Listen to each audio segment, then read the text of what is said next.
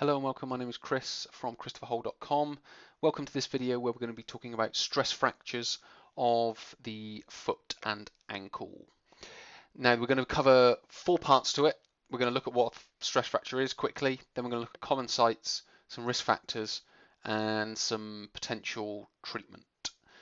So a stress fracture is a hairline or microscopic break in a bone due to repetitive stress rather than a trauma. So a trauma might be just you get stamped on in a sport, and that can create a break, but not necessarily a stress fracture, which would come from, let's just say you're a runner, from consistently pounding the roads, if you will.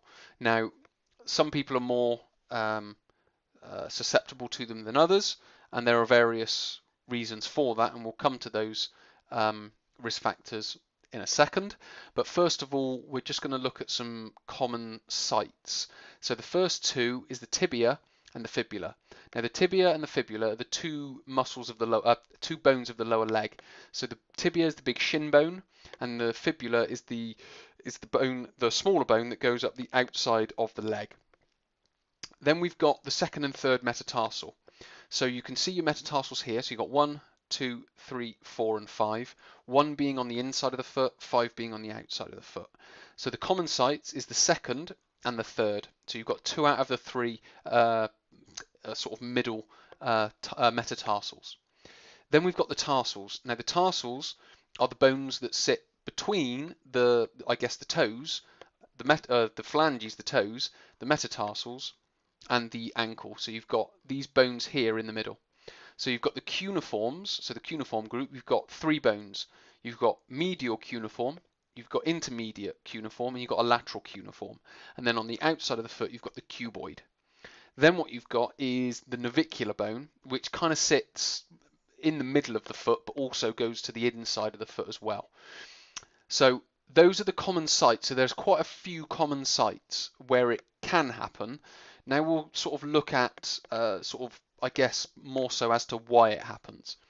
So we've got inadequate shock absorption. Now, and what we've also got at the bottom here is compromised biomechanics.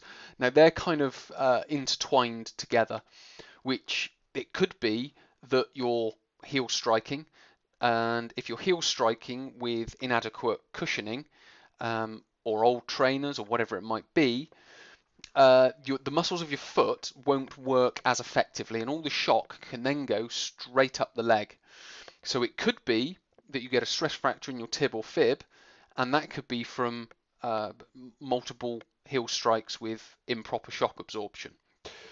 If it's in the tarsals or the metatarsals, it might be something like you're striking on the front part of the foot, but again, the muscles of the foot, the muscles of the ankle aren't working effectively, and therefore you're getting inadequate shock absorption. So you could have good biomechanics, but the way the muscles are functioning might not be helping that much. And another one, which is very important, is a sudden increase in training. So you might be running along quite happily at 10 miles for whatever reason, 10 miles a week, or it could be 10 miles a run. But then all of a sudden, you increase it to 20 miles a run or 20 miles a week. Now that sudden increase in training is a big jump for the body. So what it wants to do is it wants to go from 10 to 12 to 14 to 16 to 18 to 20. So what we've got to be able to do is manage our training more effectively so we don't put that excess immediate stress on the body. What we've then got is postmenopausal women and amenorrhea, and then nutritional factors as well. So all of those can sort of disturb hormonal regularities, which can then have an effect on the tissues of the body, if you will. Then finally, we come on to treatment. Now, rest for 6 to 8 weeks for the bone to heal. So that's the first thing, is allowing the bone to heal. Whilst that's happening, keep the ankle mobile. Now that could be from mobilization exercises. It could be from stretching and keeping the tissue supple, but it could also be from a manual therapy. It could be making sure the muscles of or the tissues of the foot, the tissues of the lower leg are in a good and functioning state, if you will. So to summarize, we've got a stress fracture, which is a microscopic break. We've got the 4 different sites: the tibia, the second and third metatarsal, the fibula, and the tarsals. Then we've got risk factors, mainly inadequate shock absorption, compromised biomechanics, sudden increase in training. And then treatment is first of all rest, but keep the ankle mobile with mobilization, stretching, and manual therapy, i.e. massage, for example.